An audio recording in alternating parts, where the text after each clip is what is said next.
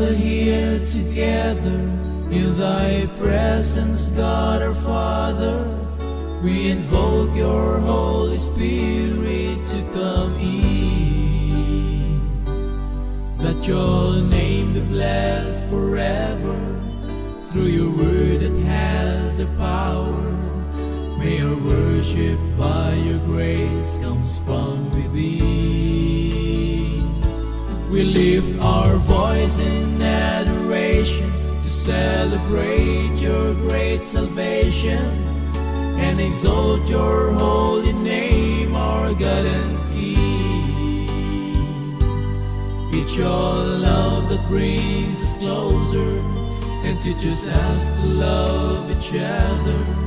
And that's the reason we, your children, like to sing songs of praise to God the Father, to Jesus Christ our great Redeemer, to the Holy Ghost that makes this truth so real.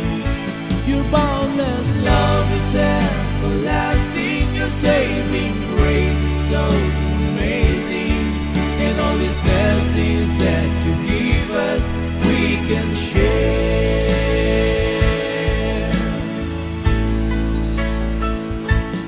Our Father, blessed be your name.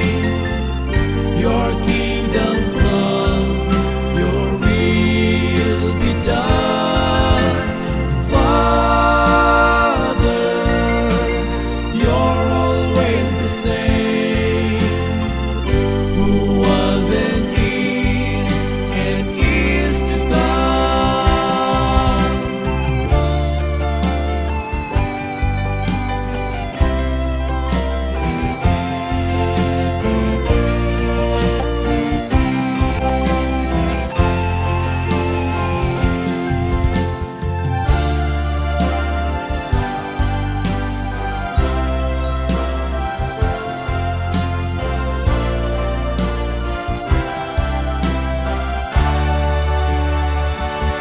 Songs of praise to God the Father, to Jesus Christ our great Redeemer, to the Holy Ghost that makes this truth so real. Praise to the Spirit, praise to the Three in One.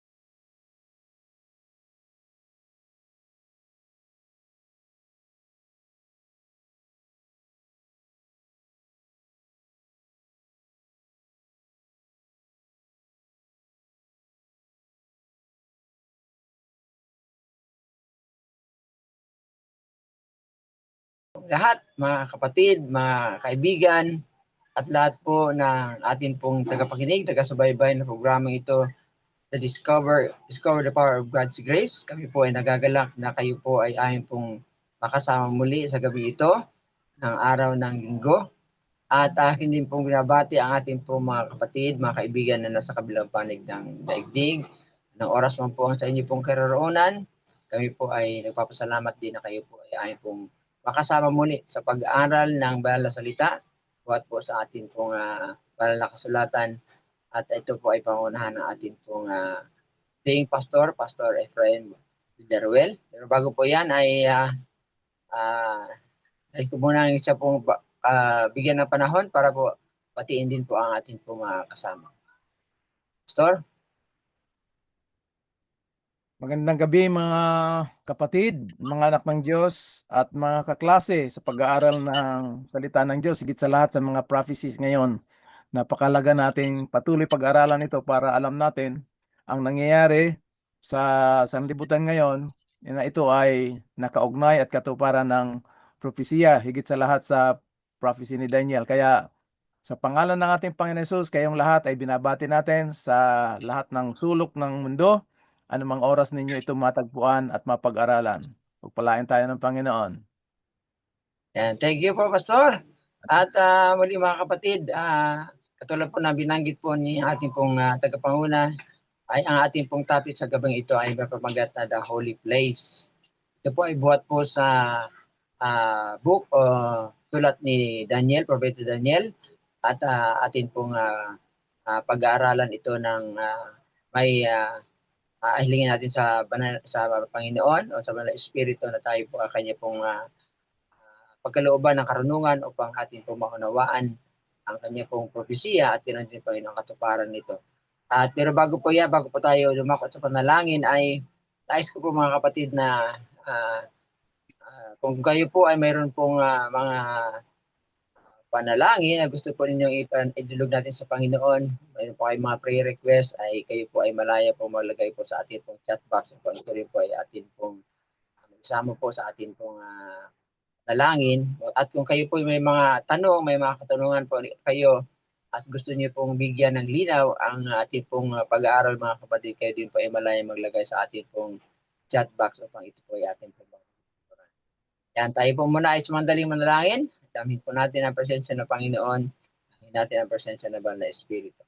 Pakila namin Diyos, kami po yung muling tumutulog sa inyong pong harapan sa oras na ito, Panginoon.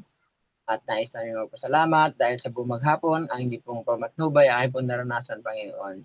Maraming salamat din na ang presensya ng Banal na Espiritu ay patuloy, isang gumagabay sa bawat sa amin, nagkakaloob ng aming mga pangangailangan, at yan din, Panginoon, nagpagkaloob ng aming pong kalakasan ng pangatawan, bukas ng puso at isipan, at maraming salamat na muli kaming tinipon sa platform na ito upang mag-aral ng ibang banal. Hiniling na tulungan kami dahil hindi sapat ang aming pong karunungan, sa lahat ng aming karunungan, Panginoon, upang unawain ang inyo pong mga sulat sa pamagitan ng mga banal na kasulatan, subalit sa pamagitan ng Banal na Espiritu na siya magbukas ng aming paunawa ng aming puso, Panginoon, ay ito'y magiging malinaw sa bawat isa sa amin at ito'y magamit namin sa pang-araw na buhay. May bahagi din namin ito sa aming mga pinaglilingkuran, Panginoon. Naway ang karunungan buhat sa kalangitan, igawad sa bawat isa sa amin, Panginoon, sa lahat ng makikinig at nakikinig ng programa ito, Panginoon. Ganun din si Pastor Ipi, patuloy siyang tulungan, Panginoon. Kayo po ang maitaas at hindi ang kanyang sarili, Panginoon. Maraming salamat sa pagkakataong ito pinagkaloob sa amin, sa pagtugon namin hiling talangin, na lahat po ito aming dinudulog, pinapasalamatan. Hindi sa aming karapatan, kundi alaan sa matamis na pangalan po pa sa Kristo. Amen. Ayan, so ngayon po mga kapatid, ay atin na pong pakinggan ang mensahe ng Panginoon buhat po sa kanyang lingkod, Pastor Efraim Villaruel. Salamat, Part Rani. Magandang gabi at greetings lahat ating mga kapatid. Itong ating pag-aaral ay talagang magsasaliksik tayo ng malalim upang sa ikalalago, ikatitibay at ikasisigla ng pananampalataya at sa pakikipagsangkot sa pagtatapos ng banal na gawain ng ating Panginoon Hesus, ang kanyang ebanghelyo bilang mga pinagkatiwalaan. Papasok tayo ngayon, nandito pa rin tayo sa Daniel 8 na pag-aralan natin last time, yung Holy Place. Tayo pala ito yung bayan niya noon hanggang ngayon, yung mula sa literal na Israelites, hanggang sa spiritual tayo ngayon, ang spiritual Israelites. Kaya ang ating Panginoon Jesus, siya ang ulo ng iglesia, tayo yung kanyang katawan na pinagtatahanan ng banal na espiritu, o tayo ang ginagamit ng banal na espiritu worldwide upang hindi lamang ibahagi, kung hindi paabot at tapusin ang kanyang banal na gawain. So nandito tayo ngayon sa pangalawang bahagi, more on history, prophecy, para pagdating natin ng Daniel chapter 11, malalaman natin bakit ganito ang nangyayari. Kagaya niyan, may gera yung Amerika, yung Iran. Tapos, syempre marami naman nagtuturo niyan. Pero mas maganda na yung mga pangyayari niyan, yung detalye, nandiyan na mismo. In advance mga kapatid, pag may time kayo, basahin nyo na yung Daniel chapter 11 verses 40 to 45. Kasi yan talaga yung current events ngayon. Daniel chapter 11 verses 40 to 45. Okay, ngayon, napag-aralan natin last time na yung church, yung iglesia, yung katawan ng Panginoon, siya yung iglesia dito sa lupa na nakaugnay kay Kristo doon sa sanktuaryo ng langit. Si Kristo ang ulo ng iglesia. Yan yung inatake ng little horn. Kaya pag-atake ng little horn, hindi siya pwedeng pabayaan ng Diyos ni Kristo. Kailangan niya i-preserve ang kanyang bayan. Ano? Yan. So, the church on earth is connected to Christ in the heavenly sanctuary. Ngayon, itong church ngayon, kasi maraming church, so dapat pag-aralan natin, may makita kayong mahalaga dito. Pipindutin niyo lang yung share. Napakahalaga na nito kung makita natin na importante ang pag-aral nito. Share. No? So, remnant. Yan yung nalalabi na nagpapatuloy magdala ng gospel, pure, unadulterated, non-commercialized gospel. Yung itataas si Kristo, ang kanyang pag-ibig, ang kanyang kaligtasan, at hindi yung kung ano-ano pa mang bagay. Ano? Karamihan ngayon kung paano tayo yumaman. Sinabi na ng Panginoon, maliwanag ang Panginoon, lay not your treasure on earth, na kung saan ito ay where moth and rust decay. Doon talaga tayo sa yaman ng langit. Ngayon, balikan natin in general yung Daniel chapter 8. Dalawang vision, yung first time natin, di ba? Dalawang vision niya, yung Hudson, tsaka Mare.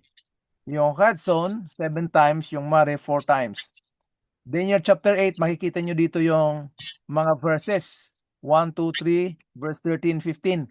Yung makikita nyo yung vision doon, yan yung Hudson.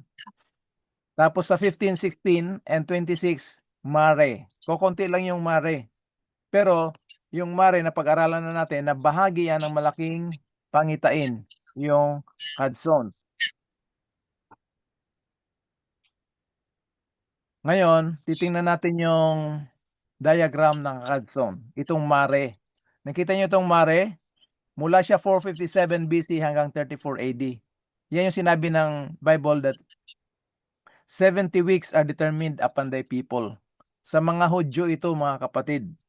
Napag-aralan na natin ng itong Mare, magdi-detail tayo nito sa susunod, yung 70 weeks. Yan lang mismo ang topic natin. Ito na mga Hudson, malaking pangitain, 457 hanggang 1844. Doon sa 1844, merong tinatawag na cleansing of the sanctuary. Bakit cleansing of the sanctuary? Kasi niyurakan ng little horn from 538 to 1798. Tinanggal niya yung daily. Alam na natin yung daily, di ba? Yung everlasting covenant, the truth as it is in Christ, the everlasting gospel. Yung foundation of the sanctuary thrown down, ano yun? Yung 10 commandments. Kaya karamihan ng Kristiyano, kahit sincere tayo naglilingkod sa Panginoon at naniniwala sa Panginoon, nandyan pa rin yung background sa mind natin na wala ng 10 commandments. At dito sa Daniel na pag-aralan natin, that the 10 commandments is the foundation of God's throne. Meron siyang dalawang katangian, righteousness and justice. Tapos, host given over to the horn. Yan yung persecution na umabot ng 1,260 years. Ano? So, tingnan natin ang kaugnayan nito sa pangako ng kaligtasan ng Panginoon na pinagkaloob niya sa atin. So ito ulitin ko ha, yung Hudson, yan yung malaking pangitain. Yung Mare, bahagi ng Hudson, maliit, para lang talaga ito sa mga Hudyo. At dito sa Mare, sa last week, 27 AD hanggang 34, diyan ginanap ng Panginoon ang kaligtasan dito sa cross. Yung 34 AD, alam naman natin, the greatest proof that Christ was the Messiah and the Savior of the world was willfully and deliberately rejected by his own people. So by stoning Stephen noong 34 AD, yung mga Israelites, yung mga Hudyo, as a nation, pinahayag nila na they rejected Jesus Christ. At doon sila nagkaroon ng nakakamit ng abomination of desolation. Pag may time kayo, tingnan nyo sa YouTube kung paano nagiba yung temple ng Jerusalem. Matindi mga kapatid. Yun ang consequence ng pag-reject ng everlasting gospel. Kaya tayo ng mga pinagkatiwalaan ng Panginoon, hindi pwedeng tatahimik tayo. So, anumang paraan na gamitin tayo ng Panginoon, magpagamit talaga tayo. Huwag tayong yung popularity. Kung ano lang binigay ni Lord, doon tayo mag-focus. Okay? Yan. Ngayon, makita niyo yung tinatawag na lumang tipan. Hindi siya kaligtasan. Doon sa lumang tipan, kaligtasan para sa ikaliligtas susunod ng kautusan. Yung Old Covenant, yung lumang tipan mga kapatid, ay salvation in type. Anino siya? Paano naligtas yung mga tao mula kay Adan hanggang papunta dito sa bago dumating si Jesus? They were saved by promise. Guaranteed na yung promise of salvation. At natupad yung promise na yon doon mismo sa in the middle of the week, yung Messiah will be cut off. Yan yung si Jesus. So mula doon sa kay Adam hanggang papunta dito sa event ni Jesus, yan yung salvation in type. Pero mula naman dito, pagkatapos ng namatay si Jesus, ito na yung katuparan ng bagong tinatawag na bagong tipan. Yung bagong tipan na yan, hindi siya brand new. Yan yung original. Pero nga, dahil niyurakan ng little horn at corrupted yung mga mind ng mga tao na pinagkatiwalaan niya mismo, kaya hindi nag-work ng maayos. So ngayon, Old Covenant is salvation in type, hindi salvation by works. Okay mga kapatid? Yung New Covenant, the original covenant, salvation in reality kay Jesus.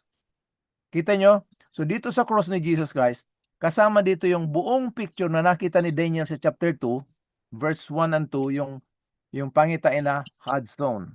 Yung vision doon sa original sa Hebrew, Hadzon. Ngayon, sa kamatayan ni Jesus, doon natupad ang pangakong kaligtasan sa lahat ng tao. Nang dapat ang magdadala ng mensaheng nito ay ang mga Hudyo. But they rejected Jesus Christ 34 AD as a nation, not as an individual, but as a nation. Ayun ang nangyari. Ngayon, tingnan natin. Sa Hebrews chapter 9, 16 and 17, pag merong tinatawag na will and testament, magiging effective lang yan pag namatay na yung gumawa ng kasulatan na yan. Parang mana, ganun din sa atin, may pinondar yung mga lolo natin, tapos ipinamana sa mga magulang natin, pero magiging mana lang na ng magulang natin. Effective yung mana nila na sa kanila na yon pag namatay na yung gumawa. Ganon din yung mga magulang natin na pinamana naman sa atin. Effective siya pag namatay na sila. So dito, sa verse 17 ng Hebrews, for a will and testament is valid and takes effect only at death ng gumawa. Since it has no force or legal power as long as the one who made it is alive. Who made it is alive. Namatay na si Jesus noong 31 AD. Kaya effective, reality na yung kaligtasan ng lahat ng tao na dinadala ng Holy Spirit. At tayo naman ngayon ang ginagamit ng Holy Spirit as the holy place, the temple, the sanctuary of God, the people of God, the body of Christ, ipalaganap, ituro ang mensahe. Hindi sa pagpanalo sa debate, kung hindi sa pagpapaliwanag ng mga tao, kasi dapat reasoning under the guidance ng Holy Spirit. Hindi ito makuha sa panalo sa debate, mga kapatid. Kaya lang, yun talaga ang orientation natin, wala tayong magagawa doon. Ngayon, tingnan natin yung sinabi ni Jesus. John chapter 12 verse 24, sa context ng kanyang kamatayan doon sa cross. Sa katotohanan, sinasabi ko sa inyo, maliban ang isang butil ng trigo, ay mahulog sa lupa at mamatay, ito ay mananatiling buto lamang o butil. Ngunit pag ito ay namatay, anong mangyayari? Siyempre mabubuhay, mamumunga ng marami. Kaya si Jesus, siya yung first fruits. Siya yung unang mga bunga. Bakit mga bunga? Kasi si Jesus, he's not just one person. He is the second Adam. the second humanity. Ano? So lahat tayo inilagay na ng Diyos doon kay Kristo. Kaya sabi ni Jesus John 15:5, manatili kayo sa akin. Bakit manatili? Kasi inilagay na tayo ng Diyos kay Kristo. Iyan ang ganda ng mensahe.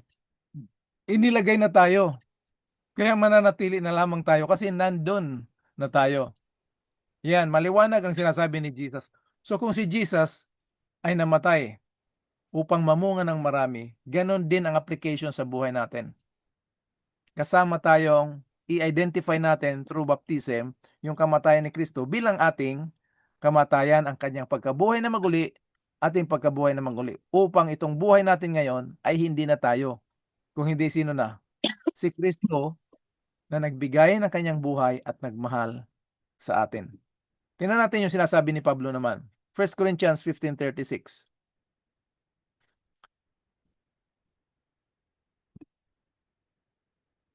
Kung ilalagay mo yung buto doon sa lupa, hindi ito tutubo bilang tanim, maliban na ito ay mamatay. So kinakailangan mamatay muna talaga.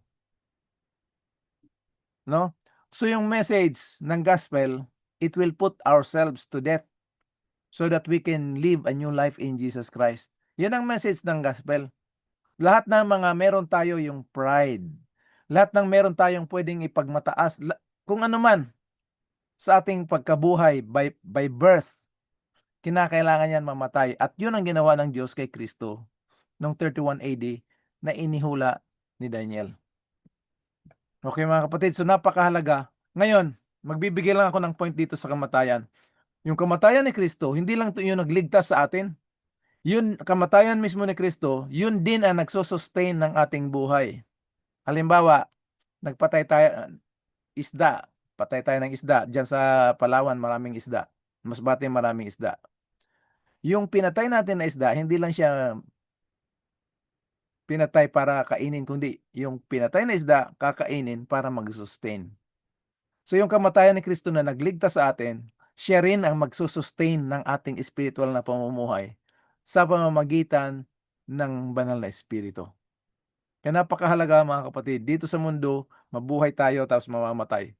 Sa kaharian ng Diyos, kailangan natin mamatay muna sa sarili, sa kasalanan, sa sanlibutan, upang tayo ay mabuhay kay Kristo. Yan tinatawag, yan ang lesson natin last Thursday, the new birth experience. Okay? So balikan natin itong pangitain, yung Hudson. Okay. So 457 BC to 1844.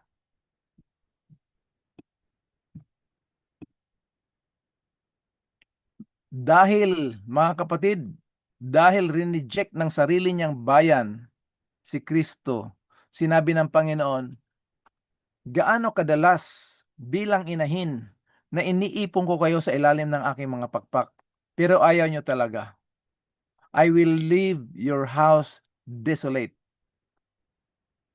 Nung tinanggihan by stoning Stephen, tinanggihan nila yung si Jesus Christ as the Savior of the world. They committed abomination that make it desolate. Yan yung in-explain ni Daniel. Kaya sabi ni Jesus, tingnan nyo mga kapatid, Matthew 24:15, pag narinig nyo yung sinasabi ng propetang si Daniel, o nakita nyo, siyang nagbabasa, kailangan unawain. So paano natin maunawain yung sinasabi ni Jesus?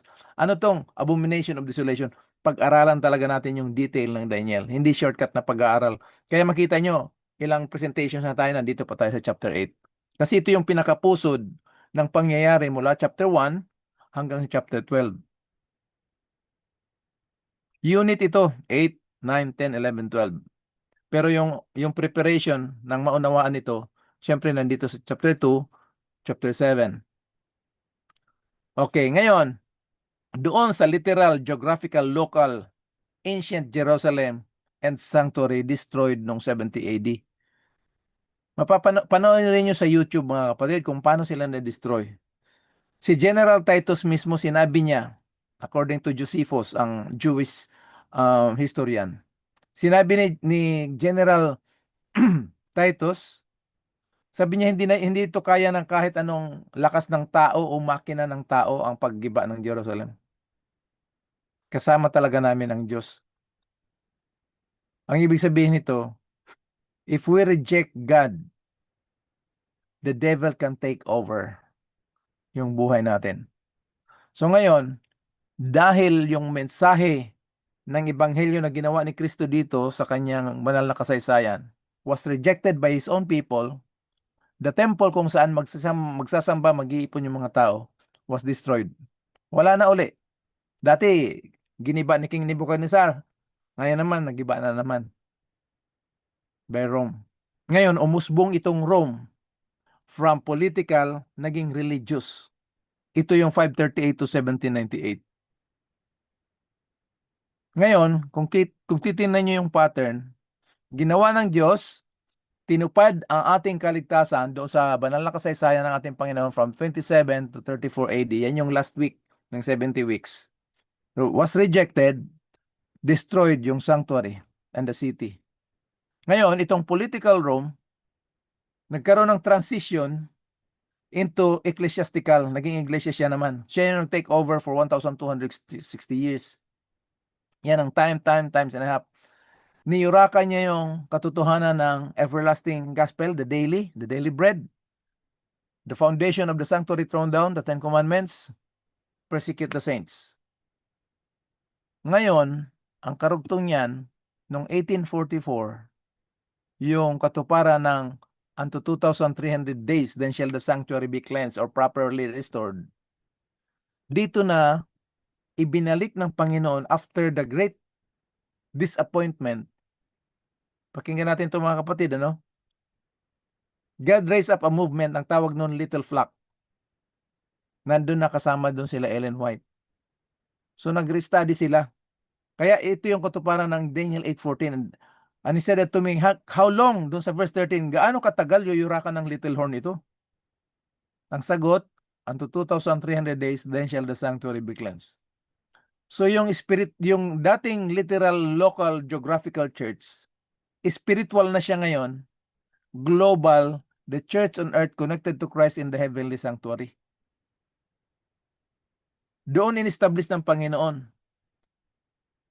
Revive niya yung message, yung cleansing ng sanctuary, lahat ng mensahe ng Panginoon, the everlasting gospel, the 10 commandments, the health message, prophecies, ibinalik na ng Panginoon. Ano? Kaya makita nyo yung pattern. Tapos, ang kasunod nito, mas matindi. Ito tingnan natin.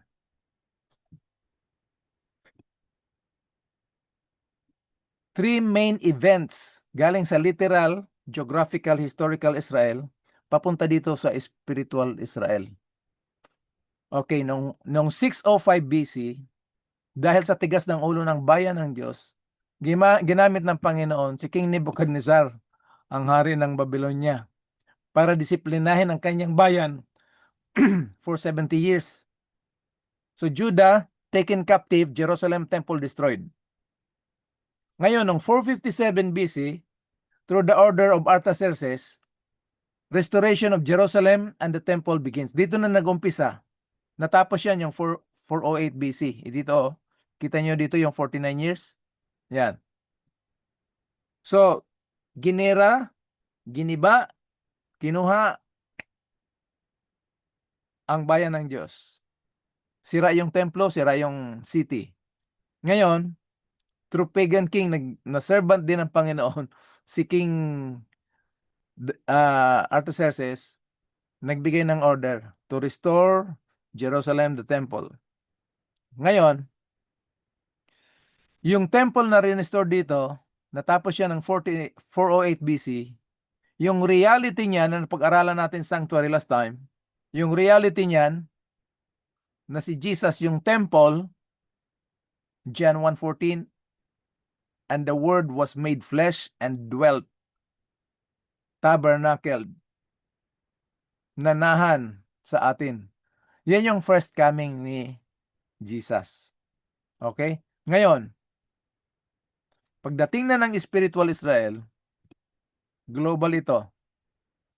Yung, kasi nawala na sa kamay ng bayan ng Diyos, wala na talaga eh. Ngayon, yung church tinake over ng little horn. So, church taken captive, law and grace perverted. Kaya kung mapapansin nyo mga kapatid, ang mga tao kahit Kristiyano ngayon, confused ng law and grace. Dahil nga sa niyurakan ng little horn ito for 1,260 years. So yung place of the sanctuary, ano yung place of the sanctuary? The Ten Commandments. Confused ang mga tao. Kung may Ten Commandments na o wala. Kahit tayo, confused din tayo kasi hinati natin yung Ten Commandments sa moral and ceremonial. So pumayag tayo dun sa ceremonial na ipinako, pero yung moral o Ten Commandments hindi pinako. Mga kapatid, saliksikin natin yung Bible. Walang pwedeng ipako na kahit anong kautusan. Ang ipinako doon sa cross ay ang ating kasalanan at ang ating pagiging makasalanang pagkatao at kamatayan. Suriin niyo mga kapatid, kasi nasanay kasi tayo sa debate dahil nga niyurakan ng little horn yung Ten Commandments, wala na. So ngayon, medyo nanibago tayo at na-over tayo. Sa halip na pag-aralan natin, ang nangyari, hindi na tayo nag-aaral. Kung ano narinig, na Bisaya na hinoon. Kung ano yung narinig natin doon sa mga leaders natin noon, na hinati, because of the doctrine of dispensation, na yung sa Old Testament, ang tao ay niligtas sa pamamagitan ng pagtupad ng utos ni Moises, na wala naman nakatupad. Ibig sabihin, walang naligtas doon. Oh. Tapos pagdating ni Jesus dispensation, grace naman. Ngayon, wala na si Jesus dito, dispensation na ngayon ng Holy Spirit. So, kanya-kanyang dispensation, kanya-kanyang kaligtasan. Hindi yung totoo. Kasi isa lang ang everlasting gospel. Salvation by grace through faith in Jesus Christ. Na ginawa ng Ama para sa atin lahat at dinadala ng banal na Espiritu. Nakuha natin mga kapatid. I hope in the name of Jesus by the grace of God. No? Ngayon, so church taken captives, law and grace perverted, the place of the sanctuary, the Ten Commandments, the truth of the Ten Commandments, trampled down to the ground. Yan yung spiritual Israel global for 1,260 years. Pagkatapos natapos na itong Little Horn ng 1798, 44 years after, ayan na yon, fulfillment ng 1844, Daniel 8:14. Restoration of the church begins. Doon, binalik na, inumpisa na, i-preach uli yung everlasting gospel, the three angels message. Through the guidance and the leading ng Holy Spirit, Revelation 14:13. Okay? Ngayon, anong kasunod niyan? Titingnan natin yung tatlong pattern dito sa literal, geographical, historical Israel. Ginira ni King Nebuchadnezzar, giniba yung templo, kinuha yung mga gamit, inapi yung mga tao, taken captive sila Daniel, Ananiah, Azariah, Misael. Tapos, binalik yung templo, inutusan ni Artaxerxes, at dumating yung Messiah. Okay? Dito sa spiritual, ito na ang ginawa ng Little Horn, niyurakan for 1,260 years. 1844, restoration of the truth through the church. Doon, noong 1844 after the Great Disappointment. Ngayon, pagkatapos niyan, ano nang susunod na great event? Ayan na. The glorious coming of our great God and Savior, Jesus Christ, the Messiah, the coming of Messiah, physical, actual, literal, visible, audible. Yan yung pinakahihintay natin mga kapatid na climax ng story of redemption. Dito tayo iniligtas ng Panginoon ng whole world. Dito ang magiging reality sa ating karanasan. Okay? Hindi ko alam kung paano tayo hindi ma-excite nito. Balikan natin yung Daniel 8:26. Sa mga may extra na telepono dyan, tingnan nyo yung Daniel 8:26 sa Hebrew. Makikita nyo dalawa yung vision dyan. The vision, ito yung mare, part of the evening and the morning, which had been told is true. But seal up the vision, ibang vision naman ito pula. Yan yung Mare and Hudson. So yung Mare, dito siya, maliit lang siya. Bahagi siya ng Hudson, malaking picture. For it has to do with and belongs to, na ngayon na nangyayari yan, nung panahon ni Daniel, distant future. Pero dito na nangyayari sa atin ito ngayon. Ano? Kaya yung current events, hindi siya pwedeng hindi nakaugnay sa prophecy ni Daniel. Okay? Tingnan nyo mga kapatid, yung Mare and Hudson. Tingnan natin kung makuha natin ito ng 15 minutes. Pag hindi, next week uli. Itong Medo-Persia, King of Gracia, 4 kings, tapos yung Little Horn, nandiyan yung Prince of Peace. Dito siya kasama sa Mare. Ano? Dito sa chapter 8, verses 10 to 14, wala naman kayo makitang Medo-Persia dyan. Activity na ito ng Little Horn. Hanggang papunta na ng 1844. Unto 2,300 days, then shall the sanctuary be cleansed. So itong Hudson, ito yung about the daily, the everlasting covenant, the everlasting bread from heaven. Yung salvation. So ngayon, yung host stars stamped to the ground by the little horn. Place of the sanctuary was cast down. He magnified himself to the prince of the host. Wala siya dito sa Mare. Ito, mga worldly kingdoms ito. Ano, mga social part ng government. Ito, religious activity. Maka-Diyos na activity, pero ang kinakalaban, ang tunay na Diyos, kasi ginagawa ng little horn, he magnify himself, he present himself to the world that he is the God. Host was given to the little horn, the regular, the daily was taken away, cast down the truth to the ground, the truth of the sanctuary and host trodden underfoot. So, tingnan natin yan yung Mare na vision ni Daniel. Makikita nyo may background na kayo. Ano? Medyo malalim ito pero dapat marinig din natin. Kasi pag hindi natin narinig ito, mananatili tayo na kung anong nalaman natin, yun na lang. So kita nyo yung activity dito sa Mare. Ram, Medo-Persia, Greece. Little Horn, horizontal attack niya. Dati. Tapos, si Jesus Christ pinapatay. Okay? Dito naman sa Hudson, Little Horn, vertical na. Pataas. He made himself like the Most High. Kinontrol niya yung simbahan. So, magkasama ngayon yung simbahan at gobyerno, church-state system. Stars fall, trampled, given to the horn. Yan yung persecution God's people. Equal to the commander of the host, he made himself equal with Jesus Christ. Siya daw ang substitute ni Jesus dito ngayon. Ano? Removes the daily, hindi na si Jesus ang source ng salvation. Through the church na. At pag hindi ka pumasok sa church, papatayin ka kasi wala kang kaligtasan. Ayan. So lahat ito, mga kapatid, nandyan sa vision na pinakita ng Diyos kay Daniel sa chapter 8. Kaya importante yan. Ngayon, nakita na natin yung place of the sanctuary, the daily, no? So yung daily, yan yung si Jesus, the everlasting covenant, salvation. Yung place of the sanctuary, si Jesus pa rin yan yung the Ten Commandments. So the church is connected to Christ in the heavenly sanctuary.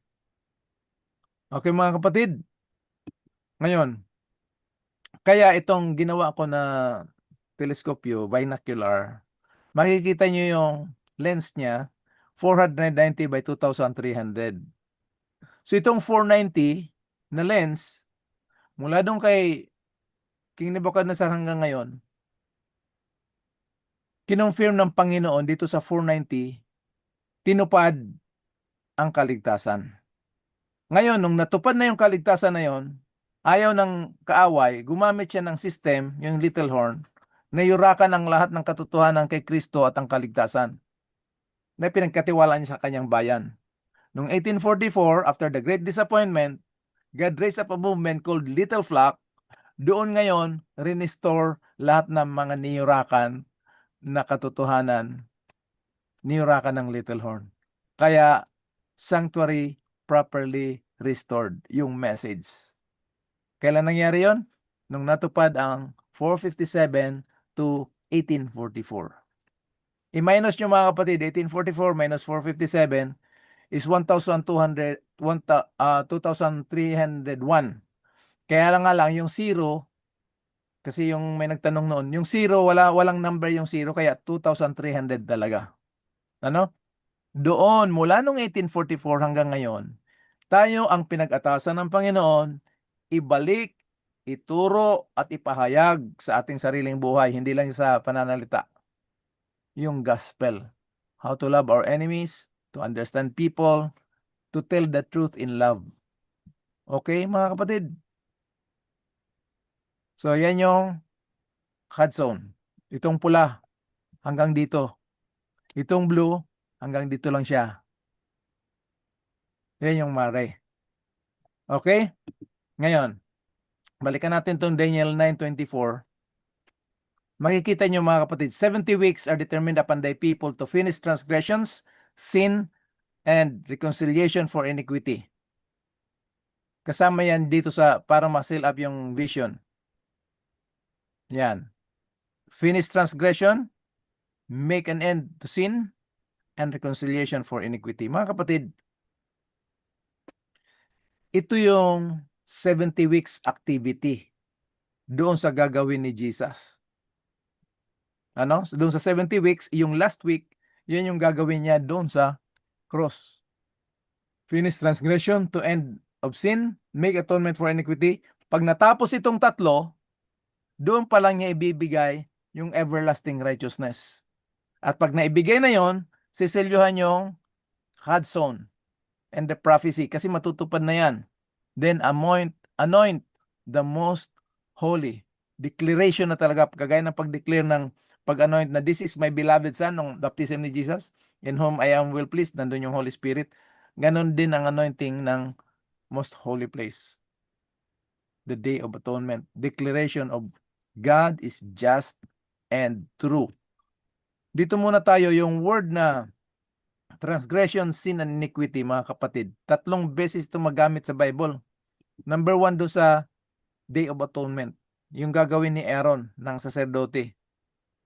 Confess over him the iniquities of the children of Israel and their transgressions and all their sins, putting them into the head of the goat. Symbolic ito mga kapatid, hindi siya literal na lilipat mula sa kamay ni Aaron, lilipat yung parang Bluetooth na lilipat, hindi ganon. Ano? Symbolic yan. Ngayon, si David naman, nung na-convict siya na talaga nagkasala siya, ito din yung ginamit niya. Wash me thoroughly with my iniquity, cleanse me from my sin, for I acknowledge my transgressions, and my sin ever before me. Sa Hebrew, mga kapatid, merong 12 ang meaning ng kasalanan, at sa Griego, merong 5. Pag pinagsama mo yan, uuwi lang talaga siya sa 3. Number 1, iniquity. Yan yung likas natin. Hindi natin kailangan gumawa ng masama para maging makasalanan. Kasi by nature, baluktot talaga ang ating katwiran. Ang ating likas, laging baluktot. Kaya kahit ngayon, we come short of the glory of God. All have sinned, yung missing the mark, and come short of the glory of God. So yung word na sin, yan talaga yung missing the mark. Kasi by nature nga, baluktot tayo. So hindi natin siya ma-target. Naalala nyo dyan, Brad Jorly, yung isang lasing na umattend na siya yung nag-participate, na kahit si Kuya Epi, kahit sino, we miss the mark of the glory of God. Itong word na transgression naman, willful and deliberate act of disobedience, yung alam na natin. Kaya sabi ni David, wash me thoroughly with my iniquity, cleanse me from my sin, for I acknowledge my transgressions, and my sin is ever before me. So sa Hebrew, yung word na iniquity is bent to self. Oh. Galing yan sa tungkod, sa baston ng shepherd, na pag nawawala yung tupa, kukunin nung ganyan, kukunin yung leeg, isasabit, dadalhin sa tamang daan. Pag in-apply natin yan spiritually, yan yung likas natin. Wala tayong ginagawa kundi para laging sa benefit ng sarili. Ngayon, pag linagay mo yung baril na yan at nagalit ka sa kaaway mo, pag pinaputok mo yan, ikaw din ang tatamaan. Kaya yung naninira tayo ng mga tao, pinapakita lang natin kung ano na yung sarili natin. Ano? So yan ang iniquity. Self-preservation. Dapat tayo lang ang magaling, tayo lang ang lahat ng tama, maganda, tayo lang. Yan yung selfishness, iniquity, self-exaltation, self-preservation. Mula pa nang ipinanganak tayo, si David, naalaman niya through the Holy Spirit, ako ay ipinaglihi sa kasamaan at sa kasalanan ako ay pinaglihi ng aking ina. Grabe, no? So dito sa Romans chapter 3 verse 23, dahil ang likas nga natin ay baluktot, hindi tayo makatama ng target ng kaluwalhatian ng Diyos. So yan yung tatlong main meaning ng kasalanan. Iniquity, bent to self. Sin, we miss the mark because by nature we are selfish. And then, alam na natin yung katotohanan, nagpapatuloy pa rin tayo. Kagaya niyan, alam mo, papatakbo ka ng mabilis. May violation ba ako dyan? Overspeeding? Wala. Magiging overspeeding yan kung merong speed limit. Pero kung ganyan lang, nagpatakbo ako, delikado yung takbo na yan. Pero, hindi yan, hindi yan kasalanan. Na, hindi yan overspeeding. Magiging overspeeding lang talaga yan pag meron na siyang speed limit. Kaya mga kapatid, yung kasalanan na missing the mark na hindi natin alam, nung binigay ng Panginoon yung kautusan, doon pa lang nila nakita ang kanilang pagiging makasalanan. Kaya pag tinanggal mo yung kautusan, hindi natin makikita yung sarili natin na tayong mga makasalanan. Okay mga kapatid, yan ang ginawa ng little horn. So ang kautusan, hindi binigay ng Diyos para solusyon ng problema. Binigay ng Diyos upang ipakita sa atin kung gaano kalala ang problema ng kasalanan sa atin. Kaya hindi pwedeng sabihin natin tayo sumusunod ng kautusan, mas banal tayo kaysa iba. We are the chief sinners. Mas makasalanan tayo kaysa doon sa mga binibigyan nating Bible study. Para makarelate sila na makasalanan din palang nagbibigay sa kanila ng Bible study, pare-pareho palang makasalanan, pare-pareho tayo ngayon mangangailangan ng biyaya ng Diyos. Okay? So, yan yung definition ng kasalanan. Kaya yan yung gagawin ni Jesus. Yun ang ginawa, yun ang tinupad ni Jesus doon sa prophecy ni Daniel chapter 9 verse 24. Okay? So ngayon, naintindihan na natin kung bakit yung church on earth nung ginalaw ni Saul yung church, si Jesus pala yon. Ngayon, dadagdagan natin ito kasi hindi lang siya basta church. Meron siyang katangian. Ang katangian niya ay merong pagtsatsaga. Sila ay nag-iingat ng kautusan ng Diyos at pinag-iingatan ang pananampalataya ni Jesus. Kita natin mga kapatid? So meron siyang katangian. Mapagtyaga, nag-iingat ng kautusan ng Diyos at nag-iingat sa pananampalataya ng ating Panginoong Hesus. Ngayon, identify natin yan. Doon sa Revelation chapter 12 verse 17, merong nalalabi yung babae. Ang tawag nito nalalabi remnant. Alam na natin yung meaning ng remnant, Hindi siya yung ritaso na matitira. Ito yung special sa Panginoon. Silang nag-iingat ng kautusan ng Diyos at merong patutuo ni Jesus. Dito galit na galit si Satanas. Okay. Pagdating sa everlasting gospel, kasi yung Revelation chapter 12, dyan yung umpisa ng gera. Preparation niya ng gera, maggegera. Galit na galit si Satanas. So gigerahin niya. Yung actual na gera, Revelation chapter 13. Tapos ang resulta ng gera, panalo ang Panginoon. Revelation 14:1. Tumayo ang kordero kasama ang 144,000 doon sa bundok ng Sion. So yung bunga ng tagumpay ng Panginoon sa everlasting gospel, three angels message, ayan, ang bunga na. Revelation chapter 14 verse 12. Pagtsatsaga ng mga banal, pag-iingat ng kautusan ng Diyos at pananampalataya ni Kristo. Sa verse 13, siyempre nandiyan yung Holy Spirit. Hindi pwedeng mangyari ito na wala ang banal na Espiritu.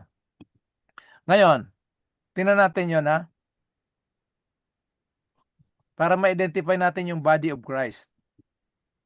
So dito sa Revelation chapter 12, identifies the end-time remnant church, keep all the commandments of God, including the holiday Sabbath. So mga kapatid, Sabbath day is the Sabbath day of the Lord. Wala na mga iba-iba pang Sabbath kung ano-anong day na linalagay natin na nako-contaminate yung holiday ng ating Panginoon. Merong mga Mother's Day, Father's Day, birthdays, Global Youth Day, Bakit hindi natin magawa yan ng ibang araw? Doon talaga mismo sa Sabbath day. Pero anyway, pag-aralan natin at ihingi natin sa Holy Spirit yan. Ano? So the commandments that virtually all churches have forgotten. Ngayon, merong patutuo ni Jesus. Itong patutuo ni Jesus, nakakonect yan sa atin sa interpretation natin, Ellen White. Pero ang pinaka-meaning talaga ng testimony of Jesus, kung inong sinulat ng mga propeta kay Kristo doon sa Old Testament. Okay? Ngayon, yung remnant, minority group. Kaya magsasabi, konti lang kayo, mga sulpot kayo. Huwag kayong ma-intimidate dyan kasi hindi ito paramihan. Kakonti lang talagang gagamitin ng Panginoon na remnant. Kaya nga remnant nalalabi. Okay? Ngayon, yung iglesyang yan, ibinangon pagkatapos niyurakan ng Little Horn, pagkatapos ng 1,260 years. Yan yung wilderness period after 1798 to 1844. Okay? Picturean nyo yan kung may time kayo. Kung anong tinuro ng mga apostol noon, yun din ang tinuturo ngayon. So, kaya may link siya. Hindi pwedeng ibang turo ng apostles, iba naman ang turo natin ngayon. Number 6, global movement. Because it must take the pure, unadulterated, non-commercialized gospel into the world. Matthew chapter 28, 18 to 20. Alam naman natin yan. So, preach and teach and demonstrate. So, nangangaral, nagtuturo, at pinapahayag sa buhay natin. Yung three angels message. Hindi siya message, the everlasting gospel. Number 8, waiting and proclaiming the glorious coming of our great God and Savior. Yan yung ating blessed hope. The hope and harvest of the gospel. Nakuha natin mga kapatid. So yan. Kaya sa Revelation chapter 14, magkakaroon ng gera. Revelation chapter 12, nagalit yung dragon. Revelation 13, kailangan niya tatakan yung mga tao. Revelation 14, talo siya. Nakatayo yung kordero sa bundok. Sa Bible, pag may nakatayo sa bundok, galing sa gera, mag-a-announce yan, panalo kami. Kasi walang tatayo sa bundok na magsisisigaw, talo kami, talo kami. Ang isisigaw talaga, ang i-announce yun, panalo ng ating kordero. Kaya, pagdating ng verse 6, another angel coming down from heaven, in the midst of heaven, having the everlasting gospel. Ganda ng mensahe na pinagkaloob sa atin ng Panginoon, ano? Kita nyo na, mga kapatid. 2 and 3. Ang kasama ng kordero doon ay yung 144,000. Ngayon, sila lang ang nakakaalam ng kantang ito. Yung bagong kanta. Bakit sila lang nakakaalam? Sila lang yung nakaranas ng Great Tribulation, ngunit sila ay tagumpay. Yung Great Tribulation dito mga kapatid, ingat tayo dyan. Kasi nasanay tayo sa patayan ng Dark Ages. Iniisip na naman natin, papatayin na naman tayo. Hindi na gano'n ang style ni Satanas. Bubuhayin niya tayo, pero ang ating pananampalataya at paglilingkod sa Diyos, kasuklam-suklam sa Diyos. Nasusuka ang Diyos. Laodicean temperature. Bakit Laodicean temperature? Kasi yung driving force natin, hindi si Jesus Christ. We are not motivated by love. Iba ang motivation natin sa paglilingkod sa Panginoon. Yun ang gustong linisin ng Panginoon through the everlasting gospel na ma-revive sa kanyang bayan. Okay? So ngayon, tingnan niyo mga kapatid, walang sino man, hindi basta-basta kanta yan. Kasi sila lang yung naka-experience ng powerful grace ni Jesus Christ in the last generation of Christians. Ngayon, so ano itong last new song? Dito tayo magtatapos muna ngayon mga kapatid, ano? Ano itong bagong kanta? Naalala niyo yung New Covenant? Hindi siya bago, hindi siya brand new. Yun na yung original. Dito, new song siya, bagong awitin. In the sense na ngayon lang nila naranasan itong ganitong kapangyarihan ng Diyos laban sa atake ng kaaway. Kita nyo? So ngayon, para maintindihan natin yung what is the new song, kailangan ma-connect natin yan sa experience ng Sinai. Mahaba yon, kaya shortcut lang tayo. Revelation chapter 15 verses 2 and 3. Tingnan nyo. Meron silang tagumpay kasama nga ang kordero, no?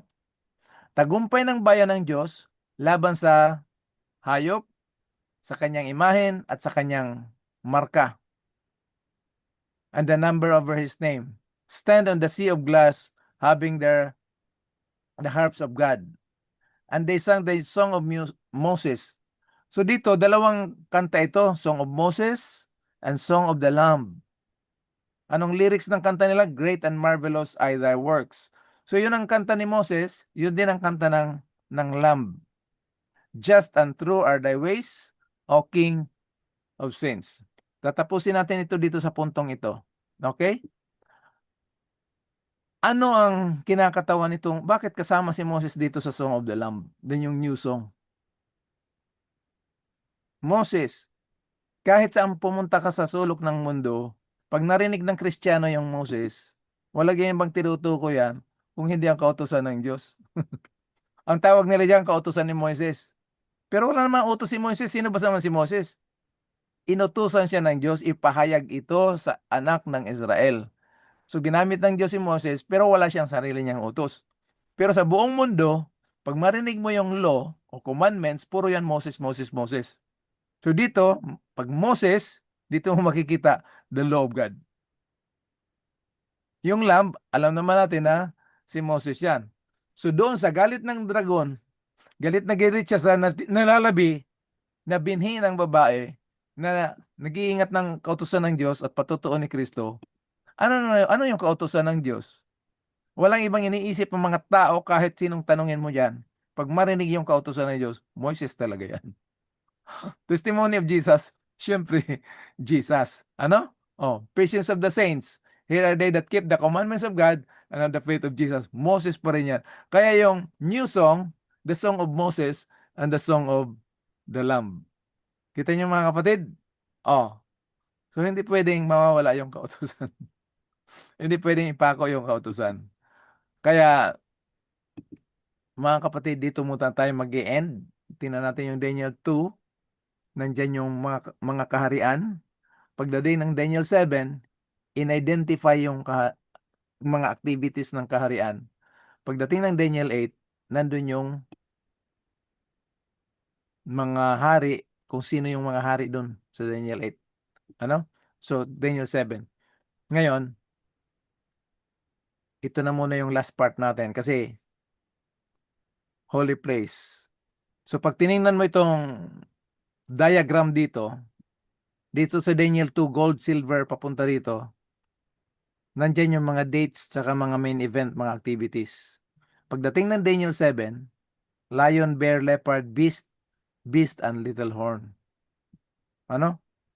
Ngayon, yan yung gagawin ng little horn. He magnify himself, exalt himself, and magnify himself above every god, and will speak monstrous things against God of gods. Gagawin nga niya talaga na yung kinikilala niyong Diyos, hindi yon. Ako ang Diyos. Pero tatagumpay siya dito. Ano? Will prosper until the indignation will finish. Yung prosper niya, pansamantala lang. Kaya sa buhay natin, kung anong nararanasan natin na parang aping-api tayo, may katapusan din yan sila. For that which is decreed will be done. Pagkatapos niyan, tapos ng papel ng mga little horn na panggugulo nila, kasama na natin ang maluwalhating pagsasamahan ng ating Panginoon. Dito na muna tayo magtatapos mga kapatid sa ating pag-aaral at idudugtong na lang natin. Thank you, Pastor. Thank you sa message. Praise God, praise God. Oo. Pastor, may tanong ako doon. Go ahead. Oo. Yung 144,000 po ba, napili na po ba? Okay. Yung 144,000, hindi siya pinipili. Yan ang yan yung huling henerasyon ng, 'di ba merong 7 churches? 'Di ba? Ang pinakahuling church niyan ay Laodicean. Yung Laodicean na yan, meron siyang problema. Tapos pinayuhan sila ng Panginoon, nakinig sila, naging matagumpay sila. Sila ngayon yung last generation ng Christian, yan yung 144,000. Hmm. So, hindi siya literal na Hudyo, yan ay symbolic. Pag-aaralan din natin yan sa next week. Yung characteristics yan, mga katangian siya, hindi siya numero. Kaya Mm. symbolic number yan, hindi yan literal number. Ah, Oo. Pag-aralan natin yan next week, karugtong nito. okay po. Mm. Pastor, Kasi importante yan, maraming nako-confuse.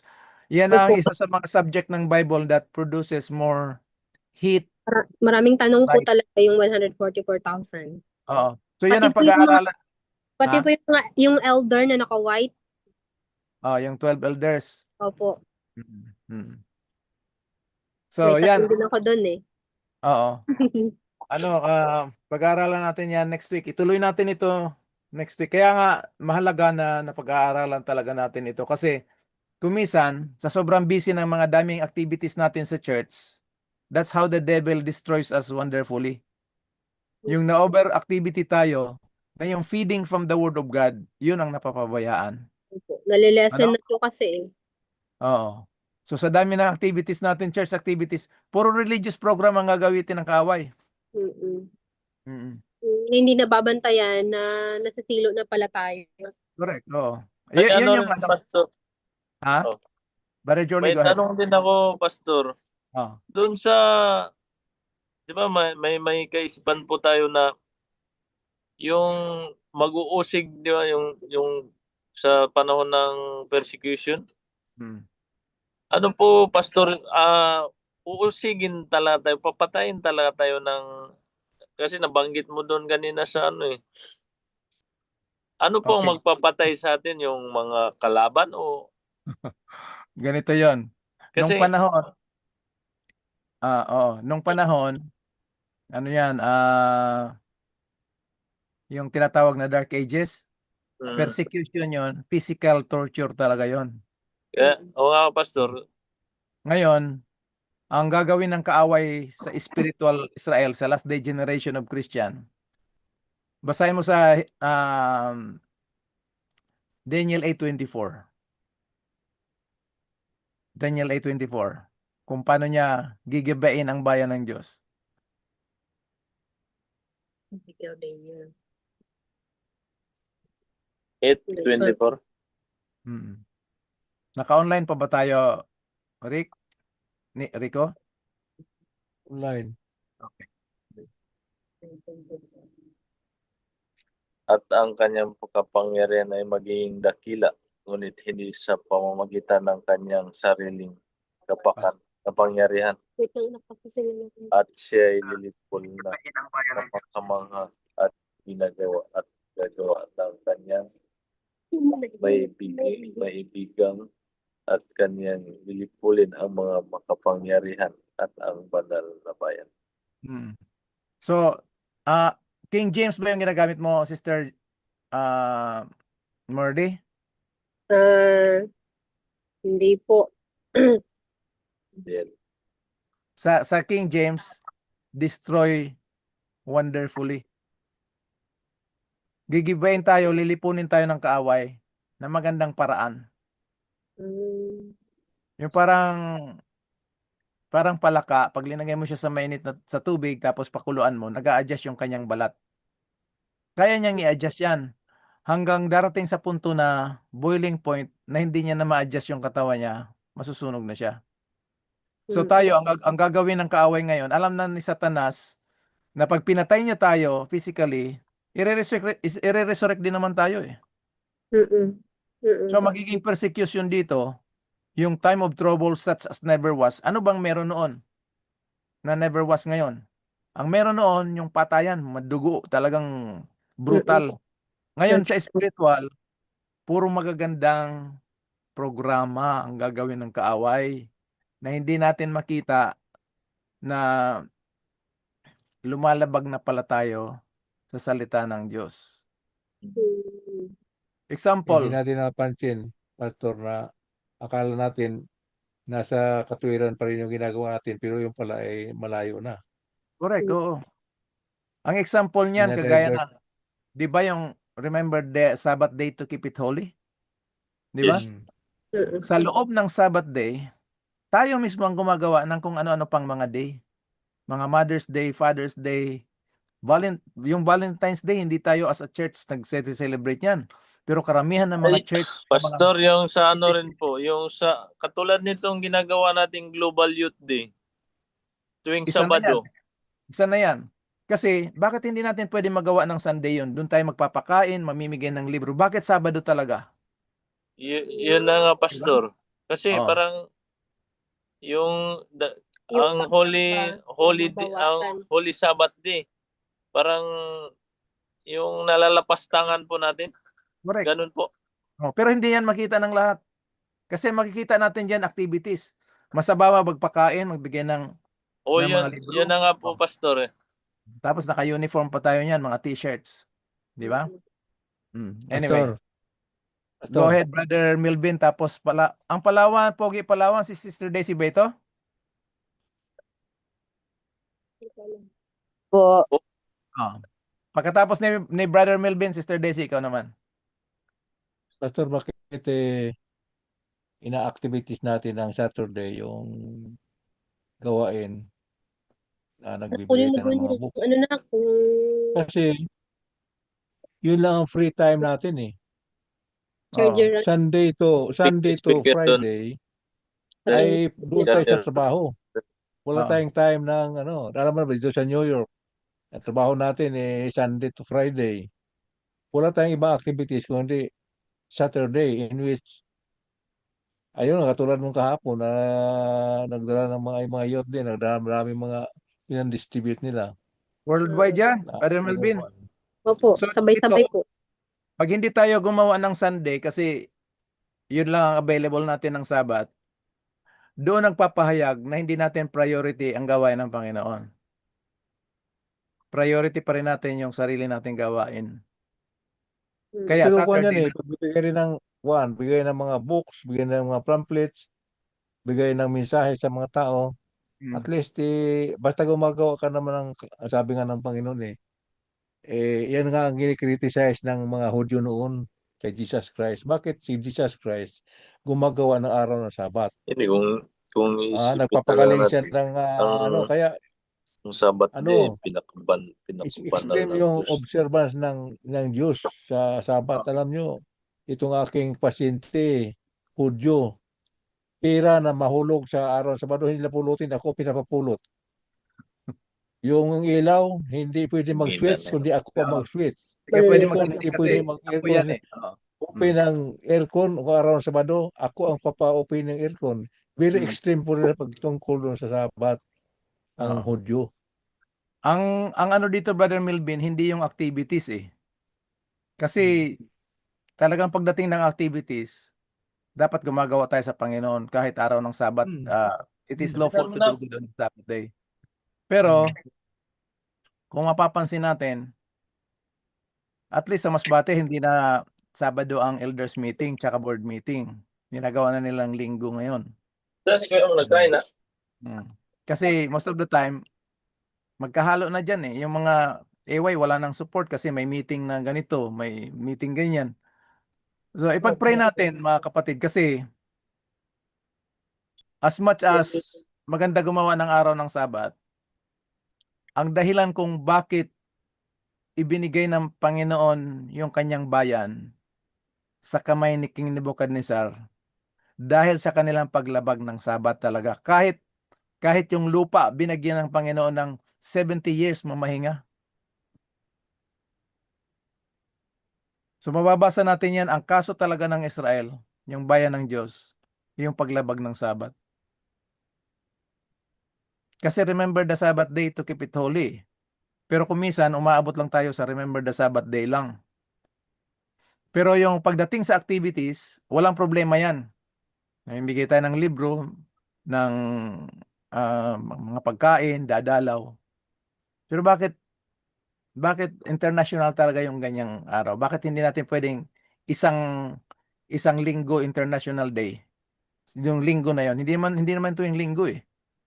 So yan ang ipag-pray natin. Ano? Pag-pray natin yan. Kasi kung tapat tayo mag-aral sa prophecy ng Panginoon, yun ang gagawin talaga ng kaaway. Destroy wonderfully. Sister Daisy, thank you, Brother Melvin. Sister Daisy, please come in. Hello po.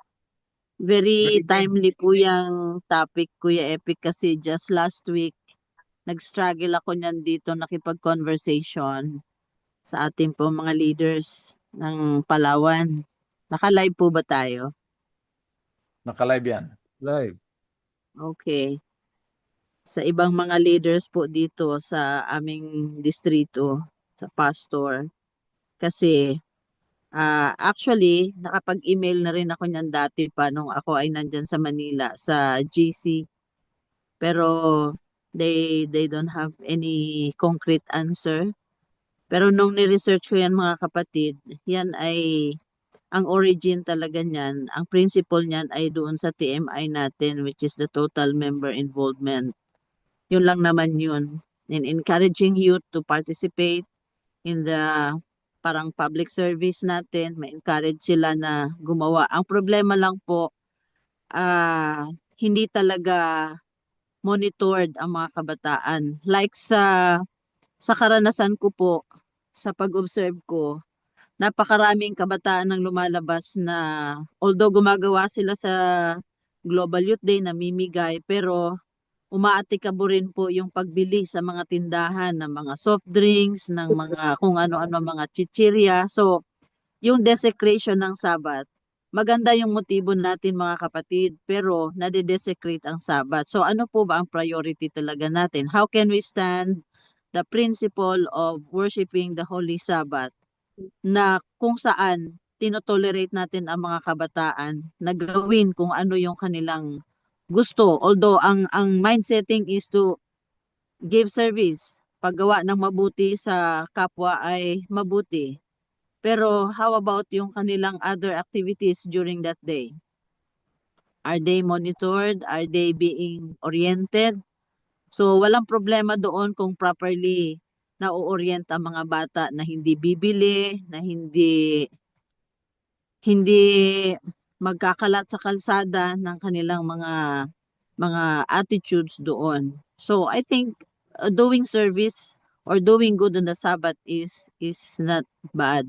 However, dapat hindi tayo mababahiran ng kaaway doon sa mga simple things na makaka-desecrate sa Sabbath. Kasi si Mrs. White po, napakaraming warning dyan na yung mga urban ministry po natin. Satan came in the church during these last days as a friend, not an enemy. Tandaan po natin yan. He became an angel of light. Dinadala niya na ang programa ni Kristo. So we should be very careful. Sabi nga ni Mrs. White, Sabbath is the focus issue. So since kung yun po ang main focus ng kaaway, sirain ng Sabbath, so dapat careful po tayo sa ating pong mga activities. Hindi lang pagsunod doon sa Christ method alone. Kasi ang urban ministry ay they're following the principle of the Christ method alone. Ngayon, upon doing it, dapat monitored po natin ang ating mga kapatid while they are doing the activity. Dapat finish ang ating kilos na hindi tayo mabahira ng kaaway doon sa ating mga paggawa. Kasi si Kristo nga, nagkumuha lang naman siya ng wheat, wala nang iba. Pero di ba, grabe yung focus sa kanya ng mga Hudyo. Ganon din ang sanlibutan sa atin mga kapatid. Kung papaano tayo tinitignan as the people who keeps God's commandments and having the testimony of Jesus, dapat mag-fit tayo doon. Kaya ako, lagi ko po yan concern sa mga leaders. Wala akong objection.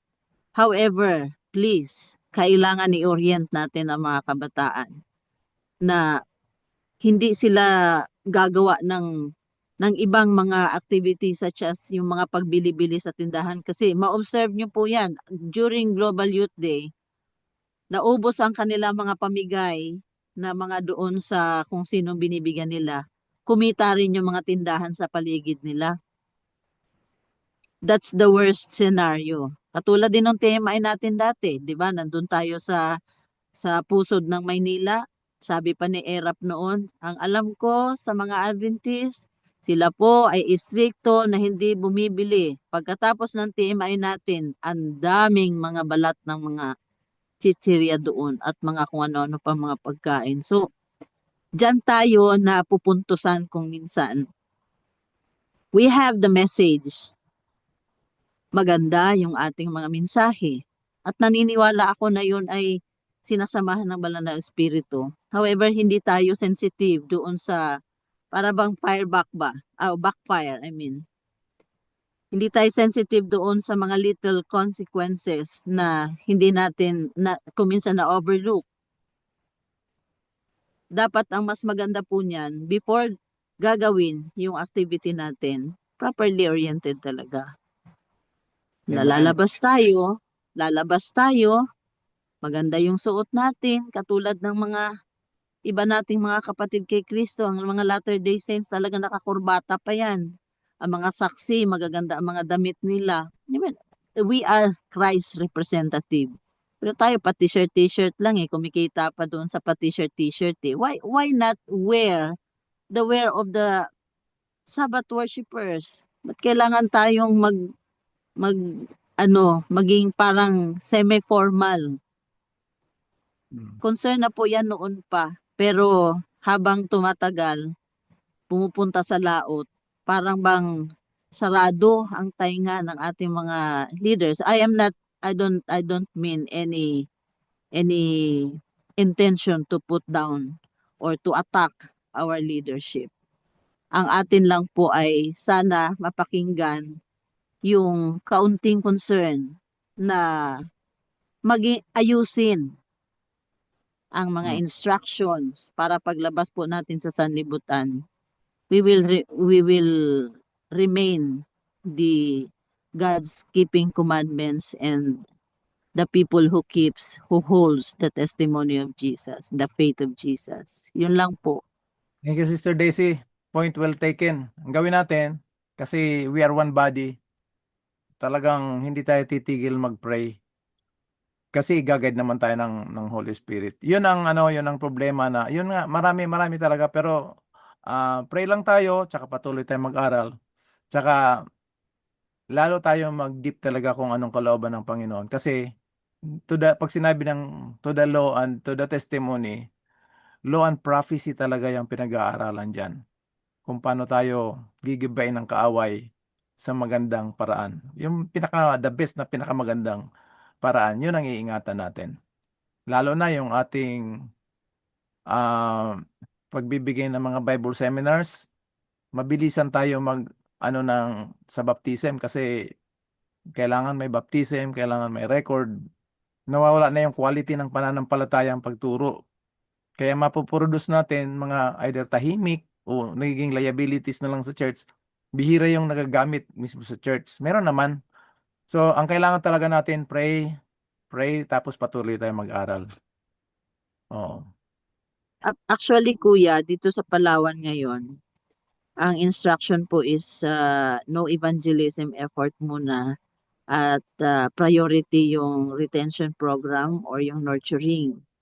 Kasi sa dami ng baptism, halimbawa ang nabautismuhan ay 90, yung nag-backslide ay 91, kasama na yung nag-evangelist. Yung nangaral. Minsan, parang it's a joke, pero parang totoo. Kasi kasama yung layman na nag-preach, Kuya, na na-backslide eh. May kukunin kasi sa Pero, Nakakalungkot, pero yun nga, ang sabi mo, Kuya, there's still time to change the principle. Kasi alam ko in every church meron talagang remnant people na tatayo upang ibigay ang sound ng pagpapaalala. Yan, in every church alam ko there is. Ang mahirap lang may mga nasa extreme position din na kiniklaim na 144,000 sila and then giving the judgment na masyado masakit naman na sasabihin na Babylonia na yung church, iba naman yung mensahe. But then, itong ating mga observation po, it's because nag-aaral po tayo ng Bible. We know the truth from the word of God and from the testimony of Jesus. Nakikita natin kung ano po talaga ang dapat ikilos ng church. Kung ano po talaga ang representation natin. O otherwise, kung hindi natin gagawin yun, iba yung i-represent natin. Kaya very crucial po talaga yung ating stand. Basta ang approach natin lagi sa habang tayo nag-aaral, lagi tayong redemptive. Kasi kung minsan baka mamaya tama yung approach natin, tapos ang approach ang message natin tama pero yung approach, yung tono, yung Inaaway mo. oo. So yun din ang iingatan natin kasi baka mamaya mauwi tayo sa holier than thou Opo. mentality. So talagang kailangan talaga natin mag-pray, magpakumbaba, let the Holy Spirit leads us. Kung meron tayong nakitang liwanag, i-share lang natin. Ano? So praise God. Thank you for joining at alam naman natin na laging may katapusan ang ating meron ulit tayo sa Thursday. Patuloy yung Discover the Power of God's Grace series natin. Yung Sundays natin, yan ang prophecy. So next week, patuloy pa rin tayo sa Daniel kasi medyo mahaba ito. Daniel chapter 8 pa rin tayo. Partrani? Ayan, thank you, Pastor. Maraming salamat din po sa ating po mga kapatid. Maraming salamat din po sa ating po mga kapatid, kay Brother Baka may Melvin. mga comments dyan, Partrani? Ayan, mayroon tayong mga comments po dito. Gusto ko muna batiin po yung ating po mga kapatid na nandito po sa live, sa ating pong Facebook na patuloy na nakikinig, nanonood. Si Mayang Bayon na bababati sa atin magandang gabi po. And this Sister Lolit Obon, si Brother Roberto Herona, na marami po siyang comment po. Sabi po niya dito, the enemy will destroy us wonderfully. Sisirain tayo ng kaaway sa napakainam na pamamaraan. Ayan. At ganoon din sabi po niya, we will be victims and prisoners of our own device. Sabi pa niya, the Bible had warned us, lean on your own understanding. Lean not on your own understanding. At nakasama din natin na Pastor Sister Mercy, si Brother Mel Rosetes, si Brother Manding Claveria, at ganoon din si Dorcas Anti-Type Person. Ayan, si Brother Jetro Paronda, at ayun, sila po ay ating po nakasama ganin po sa ating pong Zoom, sa platform Zoom. Marami po tayong mga kapatid natin pong nakasama. At bago po tayo mag-end, Pastor, isama po natin sa panalangin si Brother Jerby Jose, na siya po ay na-aksidente po. Ito po ay anak po ni Sister Reneta Jose. At ganoon din si John Ray Sablac, siya po ay meron pong stage 4 cancer. At ganoon din si Graciel Sidesti na meron pong karamdaman. Hingi po ng total healing mula po kay Brother Melvin Sidesti. At so yun lang po, Pastor, yung ating pong mga nakasama. At akin pong ibabalik sa iyo ang pagkakataon. Muli mga kapatid, ay kami po ay nagpapasalamat sa inyo na kayo po ay nakasama sa gabing ito. Tayo po ay manalangin. Pastor, Go ahead, Pastor? Brother Jolly. Oo. may isama rin kami sa panalangin ang aming pastor na si Wilmer Cruz, ang kanyang pamilya. Isama po sa panalangin. Sino pa yung Well, pangalan doon? Wilmer Cruz po, Pastor. Pastor Patrani? Wilmer Cruz. Oo. Patrani, sino pa yung mga pangalan doon na iba? Jerby Jose, si John Ray Sablac, saka si Graciel Sidesti.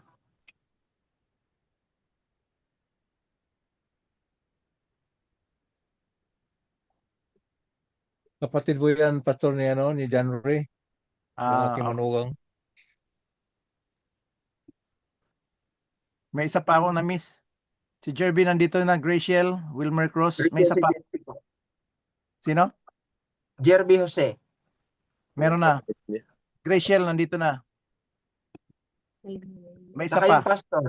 Yung pastor po. Yung Marcos nandito. Parang apat yun eh. John Ray Sablak. Siya Black po. Yan, Ray Sabla. Ito pa ba yung may stage cancer? Stage O yung 4 kapatid cancer. ko niya, manugang ko yan si John Ray, pero yung hindi ko nakalimutan ko yung pangalan ng kapatid niya, ang babae, Okay. na bilang na yung araw niyon. Mm. Bago tayo mag-pray, batiin ko rin si Sister Lolet, ang aking mga partners natin yan sa gawain doon sa Lutukan. Partrani, nakarating na tayo doon, di ba? Apo. Oo, yun. Yan yung si Sister Lolet. Oo. At syempre sa lahat ng mga nakikinig at makapakinig pa. Tayo manalangin mga kapatid. Dakilan naming Diyos, Ama naming banal. Salamat Panginoon sa patuloy na paghimok, gabay at pananahan ng banal na Espiritu upang kami ay patuloy mag-aral na hindi kami madaya ng kaaway. Dahil kami ay mahina, kailangan namin ng inyong biyaya na magpapalakas sa amin, katotohanan ng iyong banal na salita na siya magpapalaya sa bawat isa sa amin. At higit sa lahat, hindi lamang pangako kung hindi ang katotohanan ng presensya ng banal na Espiritu na siya maggagabay sa amin sa lahat ng katotohanan upang ang katotohanan ang magpapalaya sa amin. Sa oras na ito ay aking dinadalangin ng inyong mga kapatid na patuloy naghahangad makapag-aral, na kaming lahat ay patuloy lumago sa biyaya at karunungan ng aming Panginoon Hesus. Sa oras na ito ay dinadalangin namin ang inyong mga anak na may mga karamdaman at sa anumang bagay ang kanilang pangangailangan, higit sa lahat ang district pastor ng sa Tumbod, si Pastor Wilmer Cruz, sa kanyang pangangailangan ay inyong tutugunin sa ngayon sa inyong kalooban. Dinadalangin din namin, Panginoon, si Jerby Jose sa kanyang kalagayan na siya ay hipuin na inyong kanang kamay ng kagalingan. Ganon din si Graciel Chidesti, na sa kanyang kalagayan, kayo ang nakakaalam kung anong pangangailangan niya. Kaya aming pinakipag-usap na sa magitan ng inyong biyaya, siya ay gumaling at matugunan din ang kanyang pangangailangan. Kasama na rin si Brother John Ray Sabla sa kung ano man ang sitwasyon nila. Aking dinadalangin na sila ay hipuin na inyong kanang kamay ng kapangyarihan, kagalingan, at pagbibigay ng kanilang mga pangangailangan. Marami pa kaming kailangan idulog sa inyo, Panginoon. Ngunit patuloy mangyari ang inyong kalooban sa bawat isa sa amin. Higit sa lahat, aming dinadalangin ang inyong mga lingkod at mga kapatiran globally, from General Conference up to the local churches, na sa aming mga limitasyon, kahinaan at mga pagkukulang, kayo ang aming kapunuan, kayo ang aming katwiran. At alam namin na kayo ay patuloy na maggagabay sa bawat isa sa amin upang ang inyong banal na gawain ay matapos na. Salamat, Panginoon, sa pagtugon sa aming panalangin, pagpatawad sa aming mga kasalanan. Itong lahat ay aming pinapasalamatan sa matamis at makapangyarihang pangalan ng inyong bugtong na anak, aming tagapagligtas na si Panginoon Hesus. Amen. Patrani? Amen. Sa pangalan po na bumubuo ng Discover the Power of God's Grace, kayo po ay nagpapasalamat po sa inyong lahat mga kapatid, sa inyong pong pagsubaybay sa programang ito. At aming pong dalangin ay ang banal na Espiritu ang sa patuloy na gumabay sa atin sa buong isang linggong ito at muli tayo makita-kita sa darating na Huwebes sa isa na namang pag-aaral ng banal na kasulatan. Muli, sa mapagpalang gabi po sa atin po lahat. God bless us all mga kapatid.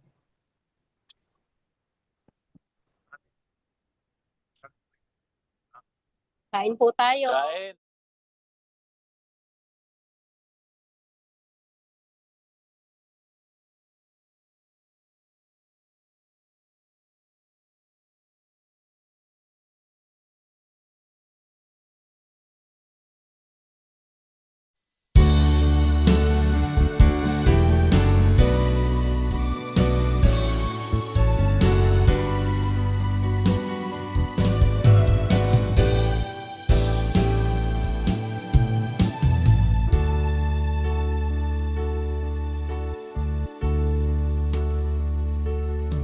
As we gather here together In thy presence, God our Father, we invoke your Holy Spirit to come in, that your name be blessed forever through your word that has the power.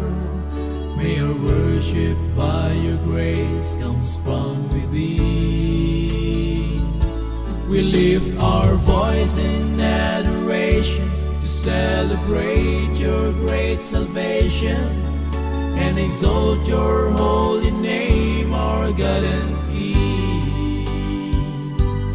It's your love that brings us closer and teaches us to love each other. And that's the reason we, your children, like to sing songs of praise to God the Father, to Jesus Christ, our great Redeemer, to the Holy Ghost that makes this truth so real.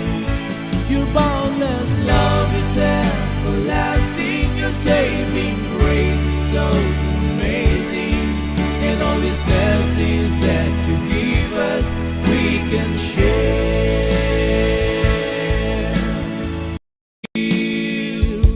Your boundless love is everlasting, your saving grace is so amazing, and all these blessings that you give us, we can share.